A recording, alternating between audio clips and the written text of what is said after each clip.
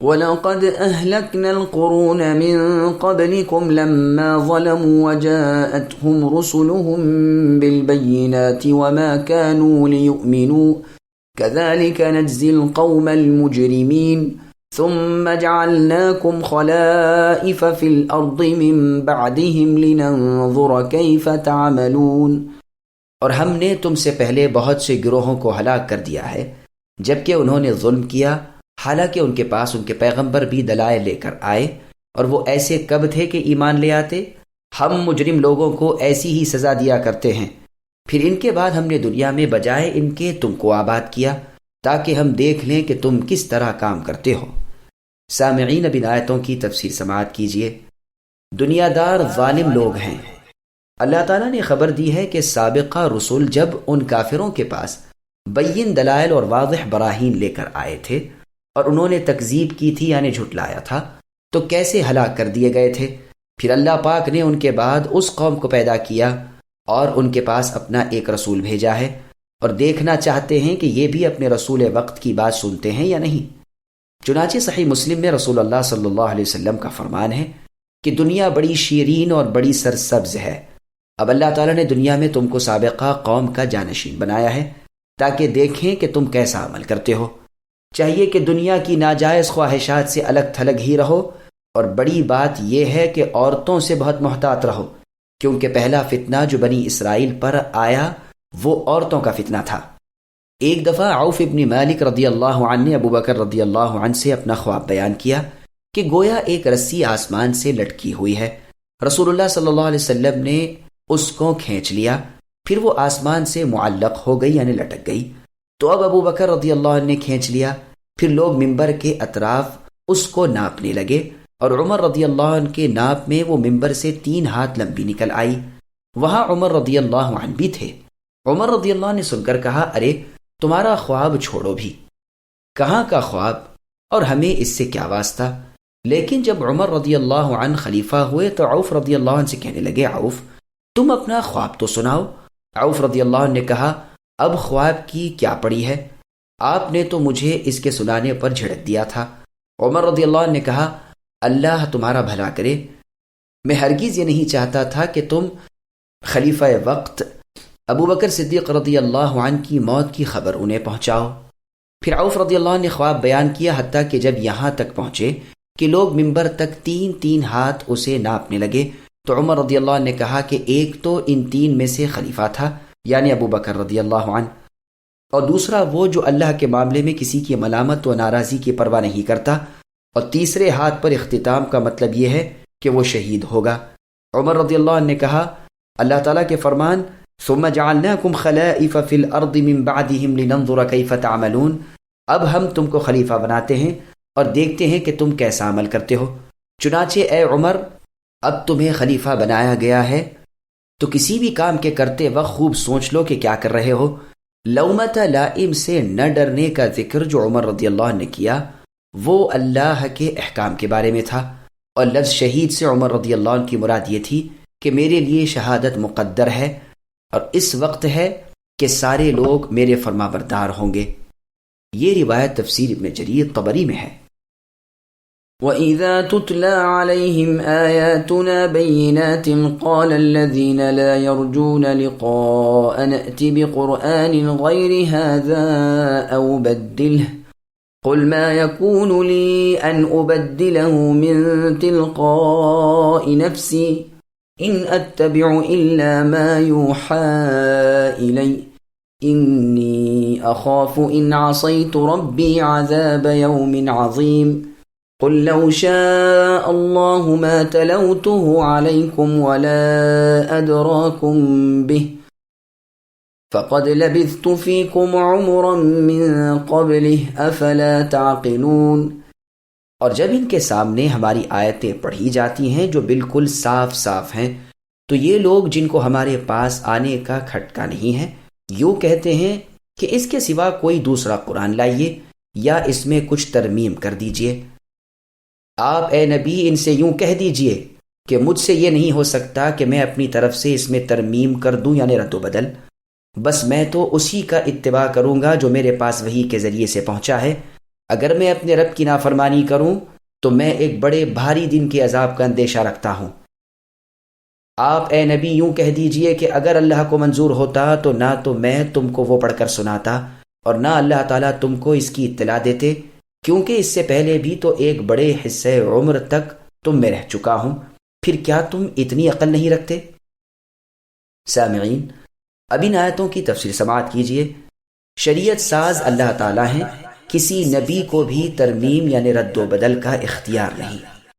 مشرکین قریش میں سے جو سرکش کافر تھے اور جو ہر بات سے انکار اور اعراض کرتے تھے، ان کے بارے میں ارشاد ہوتا ہے کہ رسول اللہ صلی اللہ علیہ وسلم جب اللہ کی کتاب قرآن مجید انہیں سناتے ہیں اور دلائل واضح پیش کرتے ہیں تو کہتے ہیں کہ اس قرآن کے سوا کوئی دوسرا قرآن لائیے جو دوسرے ڈھنگ سے لکھا ہوا ہو۔ اب اللہ پاک اپنے نبی محمد صلی اللہ علیہ وسلم سے ارشاد فرماتے ہیں کہ ان کفار و مشرکین سے کہہ دیجئے کہ بھلا مجھے کیا حق ہے کہ میں اپنی طرف سے قرآن کو بدل دوں؟ میں تو صرف ایک بندہ مأمور ہوں اور اللہ کا پیغام پہنچانے والا ایک قاصد ہوں۔ یہ جو کچھ میں نے تم کو پیش کیا ہے یہ اللہ ہی کی مشیت اور ارادے سے ہوا ہے۔ میں تو وہی کہتا ہوں جو مجھ پر وہی اترتی ہے۔ اگر میں اللہ کی نافرمانی کروں تو مجھے عذاب قیامت کا سخت خوف ہے، اور اس بات کی دلیل کہ یہ میری طرف سے بنائی ہوئی باتیں نہیں ہیں یہ ہے کہ اگر میں بنا سکتا تو تم بھی بنا سکتے، حالانکہ تم بھی اس کے بنانے سے عاجز ہو۔ تو پھر میں کیسے عاجز نہ ہوتا؟ ظاہر ہے کہ اللہ تعالیٰ کے سوا اور کسی کا یہ کلام نہیں ہو سکتا۔ اور پھر یہ کہ تم میری صداقت اور امانت کو اس وقت سے جانتے ہو جب سے میں تمہاری قوم میں پیدا ہوا ہوں، اور اب بھی میری صداقت کو جانتے ہو جبکہ میں اللہ کی جانب سے تمہاری طرف نبی بنا کر بھیجا گیا ہوں۔ تم میری صداقت ایمانداری پر کوئی حرف گیری نہیں کر سکتے ہو۔ اس لیے اللہ پاک نے فرمایا کہ اے نبی کہہ دیجئے کہ میں نے تو ایک لمبی زندگی تمہارے ساتھ اے مشرکو گزاری ہے۔ ارے کیا تم کو اتنی بھی سمجھ نہیں کہ حق اور باطل کو الگ الگ کر سکو؟ اسی لیے جب ہرقل شاہ روم نے ابو سفیان اور ان کے ساتھیوں سے نئے نبی یعنی محمد صلی اللہ علیہ وسلم کے حالات دریافت کیے اور ابو سفیان سے پوچھا کہ کیا کبھی اس کا جھوٹ تم پر ثابت ہو چکا ہے، تو ابو سفیان نے کہا نہیں۔ ابو سفیان رضی اللہ عنہ تو اس زمانے میں کافروں کے سردار اور مشرکین کے قائد تھے، لیکن باوجود اس کے حق بات کا انہیں اعتراف کرنا پڑا۔ جادو وہ جو سر چڑھ کر بولے۔ تو ہرقل نے ان سے کہا کہ جس شخص نے کبھی انسانوں سے معاملے میں جھوٹ نہ کہا ہو وہ اللہ کے معاملے میں کیسے جھوٹ کہے گا؟ یہ روایت بخاری اور صحیح مسلم میں ہے۔ اور جعفر ابن ابی طالب رضی اللہ عنہ نے شاہ حبشہ نجاشی سے کہا تھا کہ اللہ تعالیٰ نے ہمارے پاس ایک رسول بھیجا ہے جس کی ذاتی سچائی اور نسب کی خوبی اور امانت سے ہم خوب واقف ہیں، اور نبوت سے پہلے آپ کا قیام ہمارے ساتھ 40 برس تک رہا ہے۔ سعید ابن المسیب رحمہ اللہ کہتے ہیں کہ 43 برس تک، لیکن صحیح پہلا قول ہے یعنی 40 برس۔ واللہ اعلم۔ فمن أظلم ممن افترى على الله كذبا أو كذب بآياته إنه لا يفلح المجرمون۔ سو اس شخص سے زیادہ کون ظالم ہوگا جو اللہ تعالیٰ پر جھوٹ باندھے یا اللہ کی آیتوں کو جھوٹا بتلا دے؟ یقیناً ایسے مجرموں کو فلاح نہ ہوگی۔ سامعین، اب اس آیت کی تفسیر سماعت کیجیے۔ نبی صلی اللہ علیہ وسلم کا نورانی چہرہ بھی صداقت کی ایک دلیل ہے۔ اللہ تعالیٰ فرماتے ہیں کہ اس سے بڑھ کر ظالم اور سرکش کون ہو سکتا ہے کہ جو اللہ پر بہتان باندھتا ہے، اللہ کے بارے میں جھوٹی باتیں بناتا ہے اور جھوٹ موٹ یہ دعویٰ کر بیٹھتا ہے کہ وہ اللہ کا بھیجا ہوا ہے۔ اس سے بڑھ کر کوئی مجرم اور گنہگار نہیں ہو سکتا۔ یہ بات تو کسی پرلے درجے کے بے وقوف اور بدھو آدمی سے بھی چھپی ڈھکی نہیں، تو دانش مندوں اور انبیاء سے کیسے پوشیدہ رہ سکتی ہے؟ جو نبوت کا دعویٰ کرے خواہ وہ جھوٹا ہو یا سچا ہو، اللہ تعالیٰ اس کی نیکیوں کاریوں اور بدکاری پر دلائل قائم کر دیتے ہیں جو سورج کی روشنی سے بھی زیادہ روشن اور صاف ہوتے ہیں۔ چنانچہ محمد صلی اللہ علیہ وسلم اور مسیلمہ کذاب دونوں کو جس نے دیکھا ہے وہ دونوں کا فرق بالکل اسی طرح پہچان سکتا ہے جیسے کوئی دن چڑھے کی روشنی اور آدھی رات کی تاریکی میں فرق کر لیتا ہے۔ اب دونوں کی خصلتوں، افعال اور کلام کا موازنہ کرو تو صاف طور پر بصیرت ہو جائے گی کہ محمد صلی اللہ علیہ وسلم کے قول و فعل میں کس قدر صداقت و سچائی ہے، اور مسیلمہ کذاب اور سجاح اور اسود عنسی میں کس قدر کذب و بے ایمانی ہے۔ یہ مسیلمہ کذاب تو وہ تھا کہ جس نے نبی کی زندگی ہی میں نبی ہونے کا جھوٹا دعویٰ کیا تھا، اور اسود عنسی آپ کی وفات کے بعد یمن میں اس نے یہ دعویٰ کیا کہ وہ نبی ہے۔ عبداللہ بن سلام رضی اللہ عنہ کہتے ہیں کہ رسول اللہ جب مدینہ تشریف لائے تو لوگ رسول اللہ کے آنے پر بڑے خوش تھے، خوش ہونے والوں میں بھی تھا۔ میں نے پہلی بار رسول اللہ کو دیکھا تو دل نے گواہی دی کہ حاشا و کلا، یہ نورانی چہرہ تو کسی جھوٹے شخص کا ہو ہی نہیں سکتا۔ میں نے رسول اللہ کی زبان سے سب سے پہلے جو بات سنی وہ یہ کہ اے لوگو، آپس میں ایک دوسرے کو سلام کرو، اللہ کی فلاح کی اللہ سے دعا مانگو، غریبوں اور بھوکوں کا پیٹ بھرو، رشتہ داروں کے ساتھ صلہ رحمی کرو، راتوں میں نماز پڑھو یعنی تہجد، جبکہ سب لوگ سوئے ہوئے ہوں، تم بلا کھٹکے جنت میں جا پہنچو گے۔ یہ روایت سنن ترمذی نیز سنن ابن ماجہ میں ہے، نیز بخاری اور مسلم میں ہے کہ ضمام ابن ثعلبہ رضی اللہ عنہ اپنی قوم بنی سعد بن بکر کی طرف سے جب رسول اللہ کے پاس آئے تو رسول اللہ سے کہا کہ اچھا بتائیے کہ یہ آسمان کس نے اس قدر بلند کیا؟ رسول اللہ نے فرمایا اللہ تعالیٰ نے۔ پھر کہا یہ پہاڑ کس نے زمین کے اندر نصب کر دیے یعنی گاڑ دیے؟ رسول اللہ نے فرمایا اللہ نے۔ پھر پوچھا یہ زمین کس نے بچھا دی ہے؟ رسول اللہ نے فرمایا اللہ نے۔ پھر کہا کہ قسم ہے تمہیں اسی کی جس نے یہ اونچا آسمان بنایا، یہ بڑے بڑے پہاڑ زمین میں گاڑے اور اتنی بڑی اور وسیع زمین کو پھیلا رکھا ہے۔ کیا اللہ نے آپ کو سب انسانوں کی طرف رسول قرار دے کر بھیجا ہے؟ رسول اللہ نے فرمایا ہاں، اسی اللہ کی قسم کہ اسی نے مجھے بھیجا ہے۔ پھر رسول اللہ سے صلاۃ، زکوٰۃ، حج اور صیام کے بارے میں ہر ایک سے متعلق قسمیں دے دے کر پوچھا، اور رسول اللہ اسی اللہ کی قسمیں کھا کھا کر جواب دے رہے تھے۔ تو انہوں نے کہا پھر تو آپ سچے ہیں، اور جس ذات الہی نے آپ کو سچا نبی بنا کر بھیجا ہے کہ میں ان ارکان اربعہ پر نہ زیادہ کروں گا نہ کم، صحیح طور پر ان پر عمل پیرا رہوں گا۔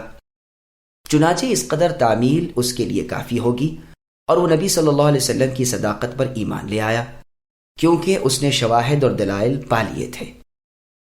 شاعر رسول صحابی حسان بن ثابت رضی اللہ عنہ کہتے ہیں لو لم تكن فيه آیات مبینہ كانت بدیہته تأتیک بالخبر، یعنی دلائل اگر رسول اللہ کے پاس نہ بھی ہوتے تو رسول اللہ کے چہرے کی پاکیزگی، سادگی اور معصومیت خود رسول اللہ کی صداقت و حقانیت کی دلیل تھی۔ لیکن مسیلمہ کذاب کو صاحبان بصیرت میں سے جس کسی نے دیکھا، وہ اس کے رقیق اقوال، رذیلانہ گفتگو، غیر فصیح کلام اور افعال قبیحہ، اور اس کے جھوٹے دعوے قرآن کو دیکھ کر جو اس کو دوزخ میں لے جا کر چھوڑے گا، یہ نتیجہ نکال لے گا کہ وہ کیسا جھوٹا مدعی نبوت تھا۔ نبی صلی اللہ علیہ وسلم کی زندگی میں نبوت کا جھوٹا دعویٰ کرنے والا مسیلمہ کذاب تھا۔ اس نے رسول اللہ پر اللہ کی طرف سے قرآن مجید میں اترنے والی سورہ بقرہ کی آیت نمبر 255 والی آیت کے مقابلے میں اپنی آیت پیش کی اور لوگوں کے سامنے یہ بات ظاہر کی کہ یہ اللہ کی طرف سے اتری ہے۔ چنانچہ اپنے اس باطل قول میں اس نے کہا جس کو وہ اللہ کی طرف سے قرار دے کر خود کو نبی قرار دے رہا تھا، یا ضفدع بنت ضفدعین نقی کما تنقین للماء تکدرین وللشارب تمنعین، کہ اے مینڈکوں کی اولاد مینڈک، ٹرا کتنا ٹراتی ہے، تیرے ٹرانے سے نہ پانی گدلا ہوگا نہ پینے والے باز رہیں گے۔ اور ایک اس ظالم کی خود ساختہ وحی یہ بھی تھی لقد انعم اللہ علی الحبلی اذ خرج منها نسمة تسعى من بین صفاق وحشا، کہ اللہ تعالیٰ نے بڑا ہی احسان کیا حاملہ عورت پر کہ ایک زندہ روح کو اس کی جھلی اور آنتوں کے اندر سے نکال باہر کیا۔ اور اس کا باطل کلام یوں بھی ہے الفیل وما الفیل وما ادراک ما الفیل له ذنب قصیر وخرطوم طویل، ہاتھی یعنی کیا تم سمجھے کہ ہاتھی کیا ہوتا ہے؟ اس کی دم چھوٹی ہوتی ہے اور سونڈ لمبی ہوتی ہے۔ اور اسی طرح اس کا باطل قول یہ بھی ہے والعاجنات عجنا والخابزات خبزا واللاقمات لقما اہالة وسمنا ان قریشا قوم یعتدون، قسم ہے آٹا گوندنے والیوں کی، روٹی پکانے والیوں کی، سالن اور گھی میں لقمے چور چور کر کھانے والیوں کی، کہ قریش بڑی ہی ظالم اور حد سے گزر جانے والی قوم ہے۔ اب محمد صلی اللہ علیہ وسلم کی وحی پاک اور اس مسیلمہ کذاب کی خرافات و ہذیانات دونوں پر غور کیجیے کہ بچے بھی اس کے کلام کا مذاق اڑائیں گے، اسی لیے اللہ تعالیٰ نے اس کو ذلیل کر دیا اور یوم حدیقہ میں اس کو ہلاک کر دیا۔ اس کی جماعت پراگندہ ہو گئی، اس کے ساتھیوں پر لعنت برسی۔ صدیق اکبر رضی اللہ عنہ کے عہد خلافت میں اس کے ماننے والے لوگ توبہ کرتے ہوئے آئے اور دین اللہ میں داخل ہونے لگے، تو خلیفہ رسول صدیق اکبر رضی اللہ عنہ نے ان سے کہا کہ مسیلمہ کا کوئی قرآن تو سناؤ۔ انہوں نے معافی مانگی۔ صدیق اکبر رضی اللہ عنہ نے اصرار کیا اور کہا ضرور سنانا ہوگا تاکہ اور لوگ بھی سنیں اور انہیں ہدایت و علم والی جو وحی پہنچی ہے اس کی افضلیت و اہمیت کو بعد از موازنہ پہچان سکیں۔ چنانچہ ہم نے جو کچھ نقل کیا ہے وہ سنایا۔ صدیق رضی اللہ عنہ نے ان سے کہا کمبختو تمہاری عقلیں کدھر گئی تھیں؟ اللہ کی قسم یہ تو کسی بے وقوف کی زبان سے بھی نہ نکلے گا۔ کہتے ہیں کہ عمرو بن العاص رضی اللہ عنہ مسیلمہ کذاب کے پاس آئے۔ زمانے جاہلیت میں وہ ان کے دوست تھے، اب تک عمرو بن العاص رضی اللہ عنہ اسلام لائے ہوئے نہیں تھے، تو ان سے مسیلمہ نے کہا کہ اے عمرو، تمہارے آدمی پر یعنی محمد صلی اللہ علیہ وسلم پر آج کل کیا وحی اتری ہے؟ تو ابن العاص رضی اللہ عنہ نے کہا کہ میں نے ان کے اصحاب کو ایک بڑی ہی زبردست صورت لیکن نہایت مختصر پڑھتے سنا ہے۔ پوچھا وہ کیا ہے؟ عمر رضی اللہ عنہ نے کہا والعصر ان الانسان لفی خسر۔ مسیلمہ نے تھوڑی دیر سوچا اور کہنے لگا مجھ پر بھی ایک ایسی ہی وحی اتری ہے۔ عمر رضی اللہ عنہ نے پوچھا وہ کیا ہے؟ تو کہا یا وبر انما انت اذنانی وصدر وسائرک حقر ونقر، کہ اے وبر یہ ایک جانور ہے، تیرے تو کان اور ابھرا ہوا سینہ ہی نمایاں دکھائی دیتے ہیں، باقی تمام جسم تو ہیچ پوچھ ہے۔ پھر کہنے لگا کیوں عمر وحی کیسی رہی؟ تو عمرو بن العاص رضی اللہ عنہ نے کہا اللہ کی قسم تم آپ جانتے ہو کہ مجھے تمہاری وحی کے کذب کا کتنا یقین ہے۔ جب ایک مشرک کا یہ حال ہو کہ نبی صلی اللہ علیہ وسلم کی صداقت اور مسیلمہ کا کذب یعنی جھوٹ اس پر بھی مخفی نہیں، تو صاحبان بصیرت پر یہ بات کب پوشیدہ رہ سکتی ہے؟ اسی لیے اللہ پاک نے سورہ انعام کی آیت نمبر 93 میں فرمایا وَمَنْ أَظْلَمُ مِمَّنِ افْتَرَى عَلَى اللَّهِ كَذِبًا أَوْ قَالَ أُوحِيَ إِلَيَّ وَلَمْ يُوحَ إِلَيْهِ شَيْءٌ، کہ اس شخص سے بڑھ کر ظالم کون ہے جو اللہ پر جھوٹ باندھتا ہے اور کہتا ہے کہ مجھ پر وحی اترتی ہے حالانکہ اس پر وحی نہیں اترتی ہے، یا یہ کہتا ہے کہ پیغمبر کی طرح میں بھی پیغمبر ہوں۔ اور ایسا ہی وہ شخص بھی بڑا جھوٹا ہے جو پیغمبروں کی پیش کی ہوئی وحی کو جھٹلا دے جس پر کہ اللہ کی دلیلیں قائم ہو چکی ہیں، جیسا کہ مسند احمد میں رسول اللہ کا فرمان ہے وہ بڑا ہی کم بخت اور ظالم شخص ہے جس نے نبی کو قتل کیا یا کسی نبی نے اس کو قتل کر دیا ہو۔ اور معجم کبیر کی روایت میں یوں ہے کہ قیامت کے دن سب سے زیادہ عذاب والا وہ شخص ہوگا کہ جسے کسی نبی نے قتل کیا ہو یا اس نے کسی نبی کا قتل کیا ہو۔